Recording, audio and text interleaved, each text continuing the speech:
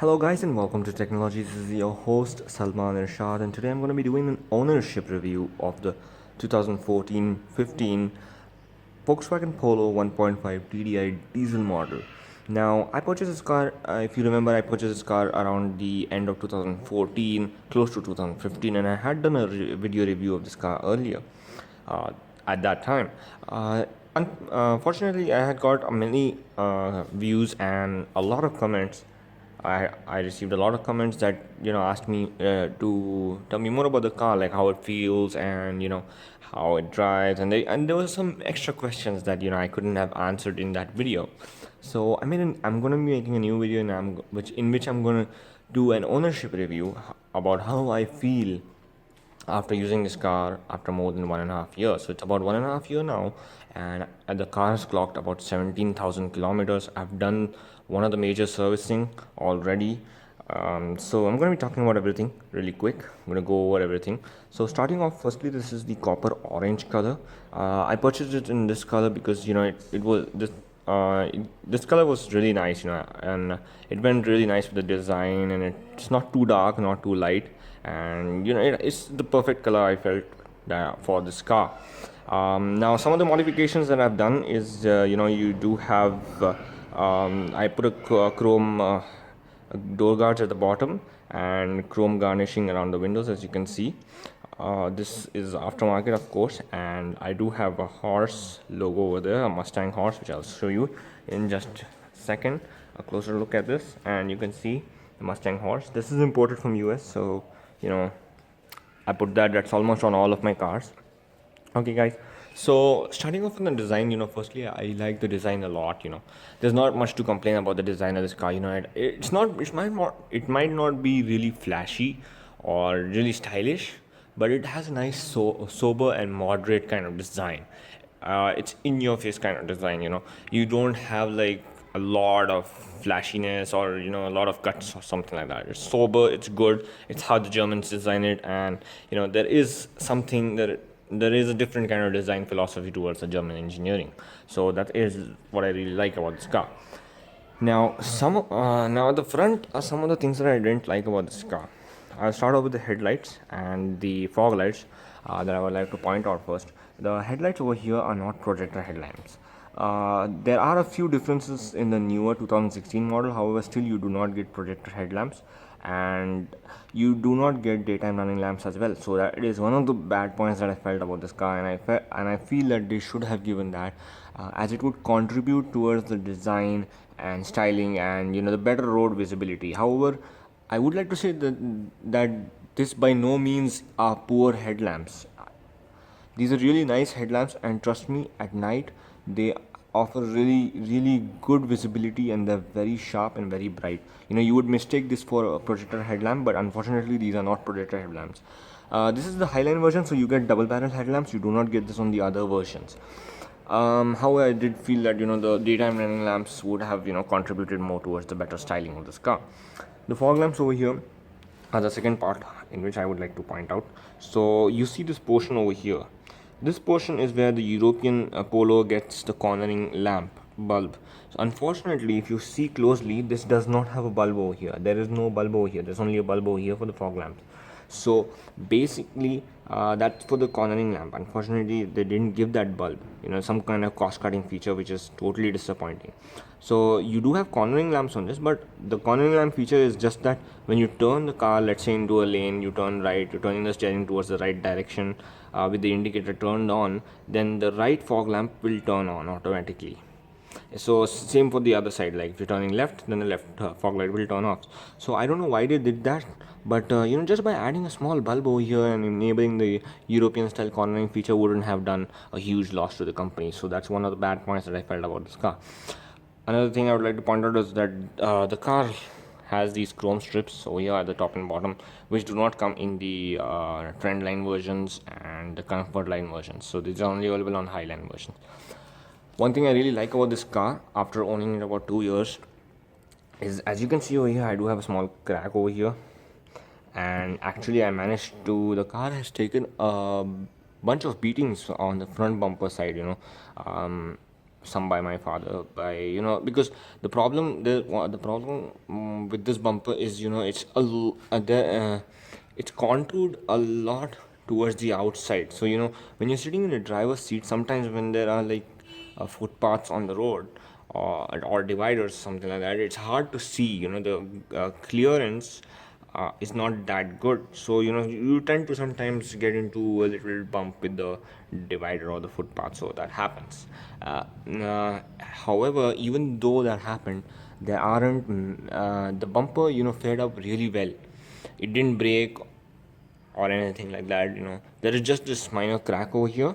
Apart from that, it took about, I think, 5 or 6 beatings, good beatings, but still it didn't it remained unhindered. So it's still doing very good, and I love the build quality of this car. Again, coming to the build quality, I would like to tell you that the build quality of this car is really nice. It's much better than any of the other cars you're going to get in this segment, including Hyundai's or Maruti's or anything else. This is one of the best build qualities you can find in the market today. This car is built like a vault. The build quality is amazing, plastic quality is amazing, inside out, anything you see, the build quality is amazing. There are just some small things that I do feel that they could have improved. Now coming to the interior of, to the side of the car, so you can see that you have the side view mirrors over here. The newer models, however, come with LED side indicators on the side view mirrors themselves, and they have electronically foldable side view mirrors. However, my model only comes with side indicators on the side panel over here.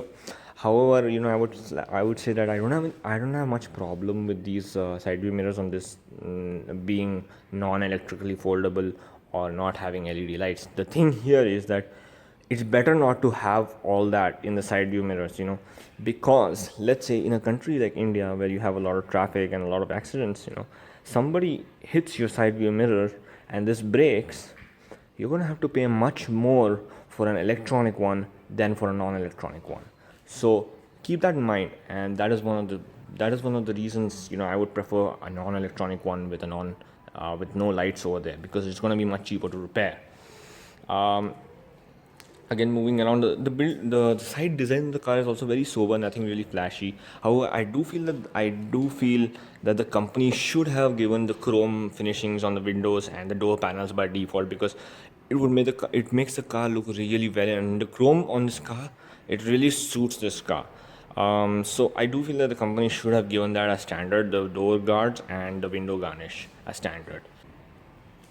Okay, guys. So coming to the wheels, these are 15-inch alloy wheels. Okay, these come as standard on the Highline version, and I would say the design of these alloy wheels might not be the best. Might not be the sportiest out there, but it's pretty good and it's sober. I think it goes. I think it fits well with the design. These are 15-inch alloy wheels. Now, most people would complain that, oh, 15-inch, it's so small. The i20 comes with 17-inch or something like that, or 18 inches. But let me tell you one thing, guys.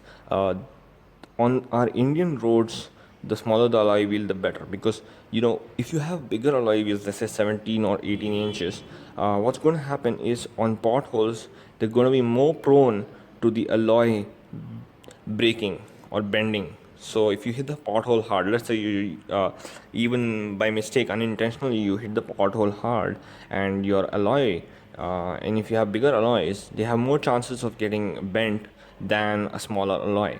So I think 15 inch is decent. They could have gone with 16-inch, which would have promoted the design further, but it's okay. I don't have any problem with these alloy wheels. They do good. The only one thing is that these are 185 section tires. I think 195 section tires would have done justice to this car. So coming to the rear styling, because we're talking about the styling, nothing much to complain about the rear. I wouldn't complain much about the rear. There's nothing much. You have parking sensors over there, which is a good addition. Obviously, my car did not come with touchscreen, so there is no rear parking sensors. However, the new Polo does not come with rear parking sensors as well. One gripe on the design front that I have is, that antenna over here that you can see, that can be unscrewed by anyone, and I had that stolen once. I got that stolen once. Someone stole it, and then I asked the company. They told me like it cost 2,000 rupees to replace. So what I did was I just went on eBay, I searched, and I found an OEM one for $500. So that's that. I think they shouldn't have made it like removable or something like that, or they should at least tell people like if you're parking it some bad locality or something, you should remove the antenna and keep it in the car. Anyways, I'm suggesting you guys that if you own this car or if you're going to buy this car, always remove the antenna and keep it inside the car if you're parking it in a suspicious kind of locality. So nothing much to complain over here. And now coming to the engine and the suspension, I'll be talking about that really quick.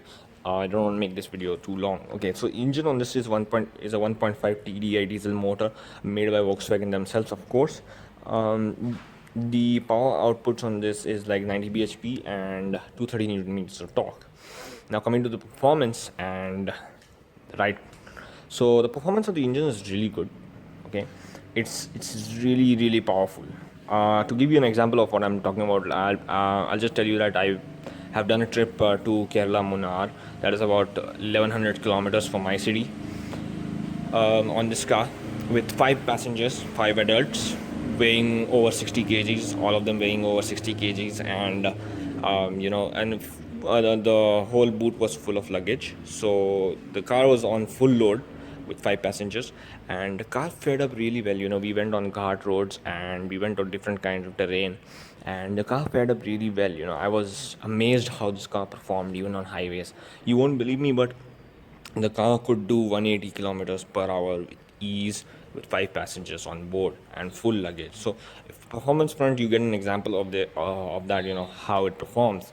There is slight amount of turbo lag in this engine, but that's negligible. It's not that high, but the turbo relatively kicks in relatively early at around 2500 rpm, which is not too bad. I think they could have improved the turbo lag a little bit more, like reduce the turbo lag a little bit more.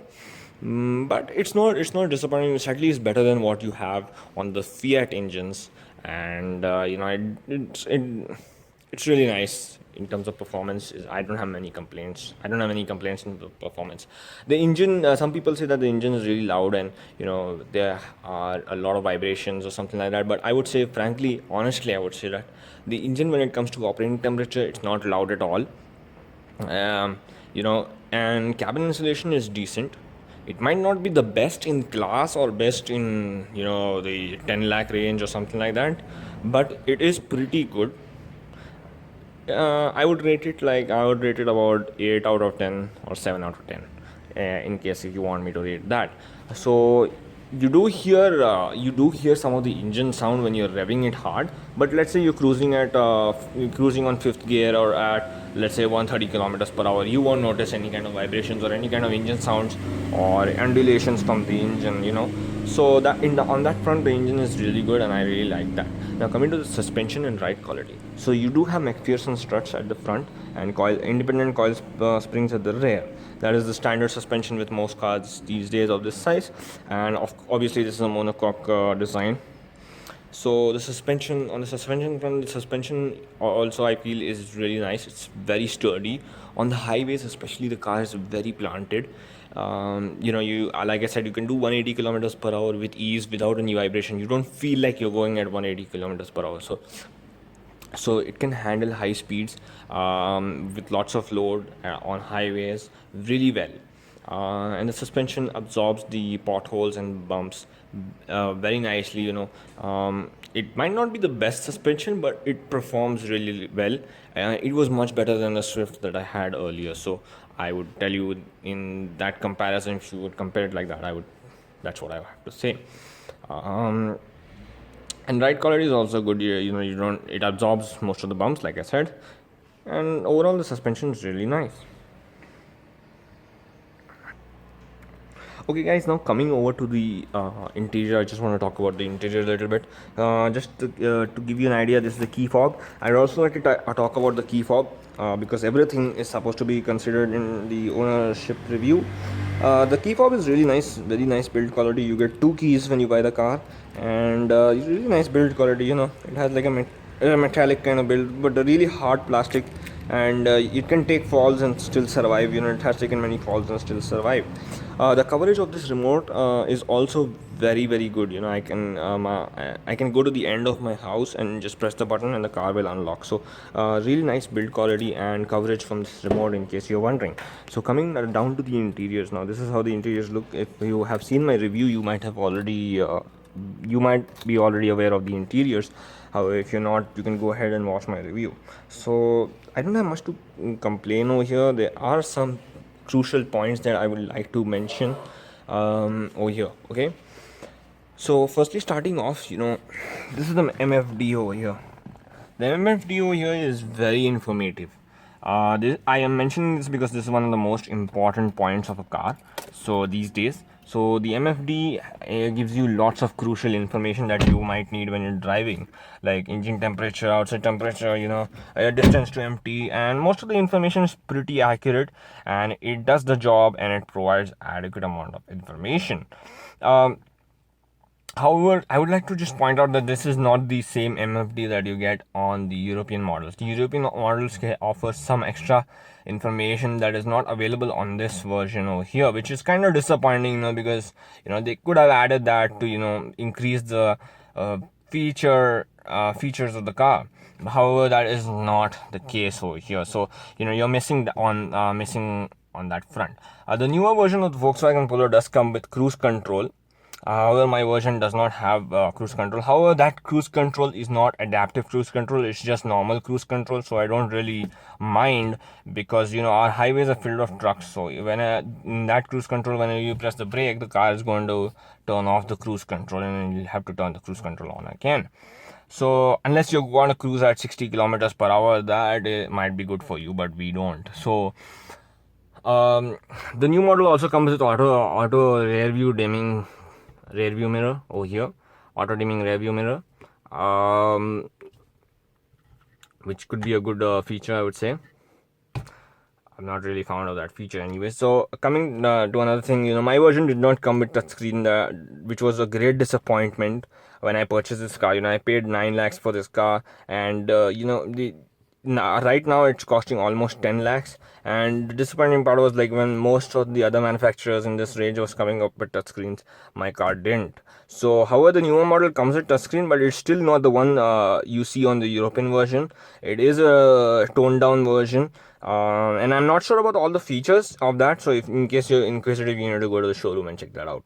So you do get a touchscreen system, but still no rear view camera.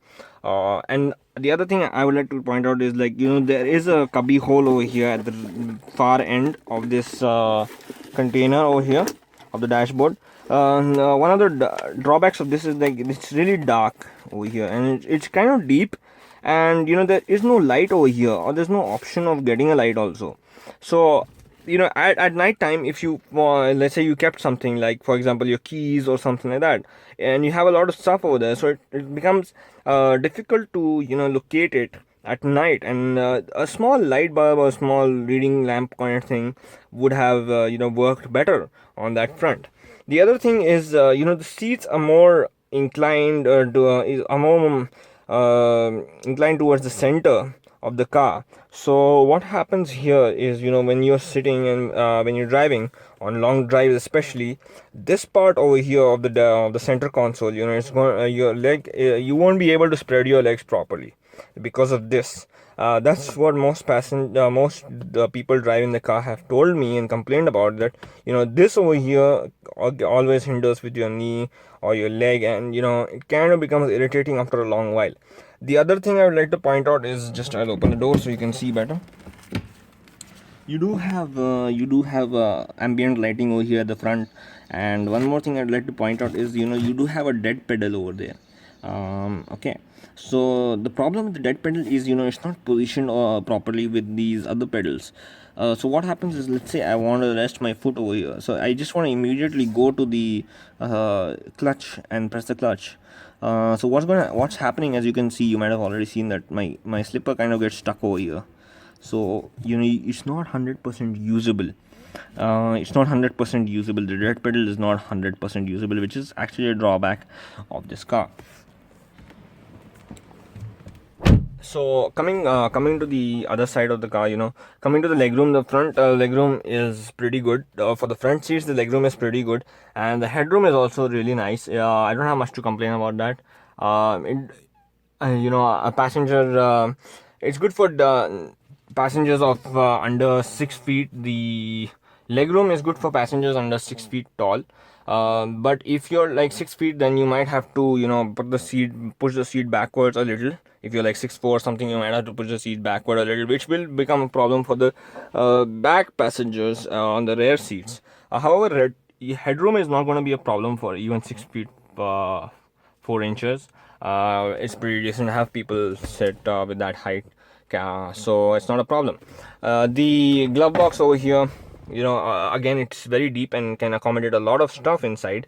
However, the newer version comes with an AC vent inside, so you can say that it's a cooled glove box, but my version did not come with that, so it's a little bit disappointing over there. However, I would also appreciate a small light over there that would, make it easier, since it's a really large glove box, so it would make it easier for finding stuff at the night, which is actually a disappointing part, that you do not have a small light bulb over there. That's about it for the front over here. I don't have much to complain. Again, coming to the AC, I would just like to point out that the AC on this car is really, really nice. It cools really quickly, and the cooling of the AC is really nice. Plus, I would like to point out that the fan speed on this over here, if I can show you, is very, very powerful. The fan is very, very powerful on this. You can just turn it up, and as you can see, it's very, very powerful. The fan speed is very, very powerful. I hardly even use it on full. I never use it on full fan speed. So half is what I usually use it at.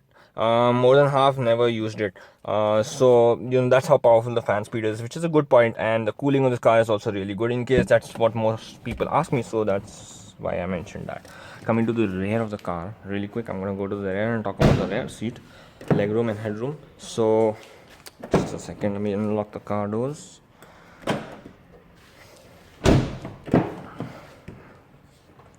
Okay guys, coming to the rear, headroom and legroom, as you can see over here. One of the major points of the drawback I would like to tell about this rear seat is that you have this huge transmission tunnel over here. That's a huge drawback. This huge hump is going to make it really comfortable for 3 people to sit abreast in the car. When I was going on the highway, I had to sit in the middle, but I couldn't keep my legs properly. I had to keep my legs all the way in the center place over there. Again, another thing I would like to mention is there is no center armrest in this car. Most cars in this segment come with center armrest, and there is no rear AC as well. So you're taking a premium, but you are not giving all the features. Clear drawback over there. No center armrest. Even the newer model of the Volkswagen Polo does not come with center armrest. So it's a drawback, and they haven't still rectified this huge transmission tunnel. So it becomes a real big problem for 3 passengers to sit over here. Apart from that, the seats are very comfortable. They offer good amount of support for the thighs and the back. However, I would have appreciated a little bit more comfortable seats. The headroom is not a problem. The seats should, in my opinion, the seats should have been a little bit more softer. One more thing I'd like to add is the seats should have been a little bit more wider too. They are, 3 adults might be a little cramped over here. I would say will be a little cramped at the back seat over here because of the narrow seat. So another drawback. The other drawback over here is you do not have any bottle holders in the rear doors. You only have one bottle holder over there, and then all the passengers sitting in the back have to fight for that. So no bottle holders in the seats. You do have pockets over here, but no bottle holders.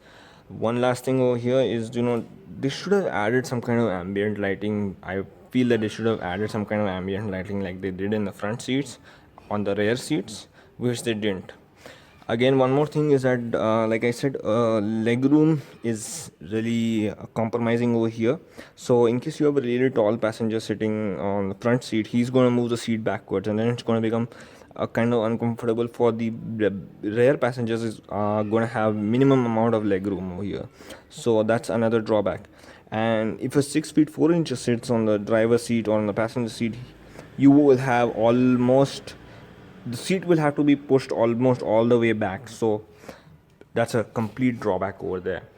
Another small addition that I do feel that they should have added is they should have added a small reading lamp over here, because at night it kind of gets dark over here because of the huge D pillar at the back. So just a small light would have done wonders over here. Coming to the back, coming to the boot space, I have some kind of stuff over here. So I put a woofer over here. So the boot space is about 294 or 295 liters, which is really huge. And on my trip, like I told you about my trip, so I could accommodate, I filled the whole boot up with luggage. I had like 2 bags and one duffel bag kind of thing, and a bunch of baskets and stuff, a lot of stuff. So my boot was completely filled, and the boot can accommodate a lot of stuff. So the boot space on this car is really good and can be utilized very well for highway runs. However, the drawback again over here is that you do not have any light in the boot over here. You should have had a light bulb. The European version does come with a light bulb in the boot, and a power outlet also would have done wonders at the back over here, which is a complete drawback. You do not have a light or a power outlet. Apart from that, the boot is really good, can accommodate a lot of stuff.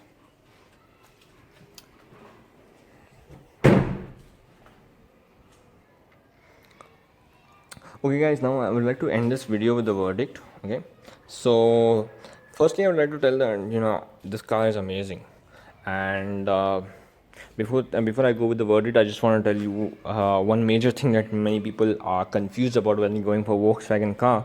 So that is the service and the service costs. Now most people have this misconception that service costs are huge and unreasonable, and then about that I'm going to clarify that in just a few minutes of your time.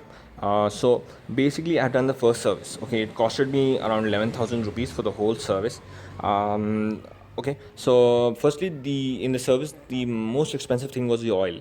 So Volkswagen tends to use synthetic oil in all of their engines, which is actually very expensive.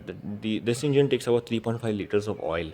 So 3.5 liters of oil and 1 liter of synthetic oil for a diesel engine cost 1,000 rupees. So 3,500 for just the oil. And please note that diesel engines, the fuel filter for a diesel engine is much expensive than the fuel filter for a petrol engine.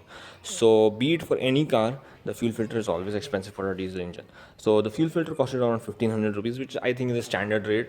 Even my Mahindra Scorpio's fuel filter costed almost that much. It costed around 1,200 rupees. So I wouldn't complain on that. I got the fuel filter changed, air filter changed, cabin filter changed, and the oil filter changed, and the oil changed. So the most expensive part was the oil. And the only thing I would like to complain about the service is there isn't anything overwhelming that they do in the service. So they overcharged. I feel that they overcharged in terms of labor charges. The labor charges are quite high. They took about 2,000 rupees of only labor charges, which is kind of high.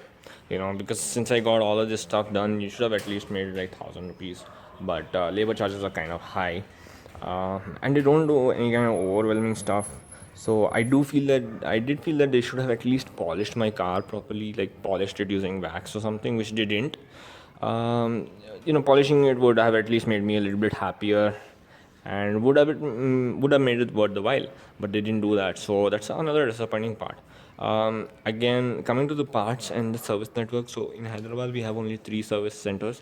One of them is very close to my house, about 5 kilometers, so I go there. But the service center designated for this vehicle, this is situated about 30 kilometers from my house, which I can't go to. So I don't go there because it's unreasonable for me to go over there and get it serviced. So parts obviously for this car are going to be expensive, since it's a German car and all the parts are imported, so they are going to be expensive. And keep in mind, so but the parts, from what I have heard, the parts are very reliable, and the car is overall very reliable. The only drawback is they should give a little bit consideration towards the service, and try to improve the service and try to reduce the costs a little. That's about it. Apart from that, this is a great car. I'm enjoying it. I enjoy it every time. I sit in it. I really like it. Um, just from the points I mentioned, only those are the drawbacks that I felt about this car. Apart from that, it's a great car. You can go ahead and buy this even today. I do feel that Volkswagen should consider improving the things that I have mentioned. And apart from that, it's a great car. You know, it's worth it's worth every penny. You're getting superior build quality and excellent performance, and the best of almost everything except the features.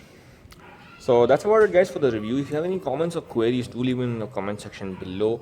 I'll try to answer them as soon as possible. And if I wasn't able to answer your queries or questions in this video, I will make another video in which I'll specifically read all the comments out and I'll answer them in front of you. So please do like the video if you enjoyed it, if this helped you out, and do subscribe to my channel for more videos like these. It will really help me more.